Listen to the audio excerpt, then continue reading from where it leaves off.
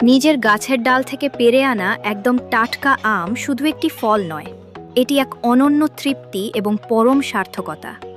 বাজারের চকচকে কিন্তু রাসায়নিক মেশানো আমের চেয়ে নিজের বাগানের বা আনিনার আম অনেক বেশি নিরাপদ, সুস্বাদু এবং সুঘ্রাণযুক্ত। জ্যৈষ্ঠের তপ্ত দুপুরে যখন গাছপাকা আমের মিষ্টি গন্ধে চারপাশ মৌ মৌ করে, তখন সেই ঘ্রাণেই যেন অর্ধেক মন ভরে যায়। নিজের হাতে লাগানো বা সযত্নে বড় করা গাছের প্রথম ফল পাওয়ার আনন্দই আলাদা। এতে কোনো ফরমালিন বা কৃত্রিমতার ছোঁয়া থাকে না, থাকে কেবল প্রকৃতির খাঁটি আশীর্বাদ।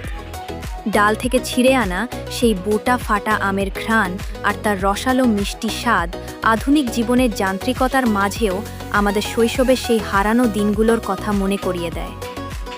ঝড়ের দিনে আম কুড়ানোর স্মৃতি কিংবা ভাইবোন মিলে কাঁচা আম ভর্তা খাওয়ার সেই দিনগুলো যেন এই একটি ফলেই জীবন্ত হয়ে ওঠে, তেমনি আমাদের মনের জন্য এক অফুরন্ত প্রশান্তি।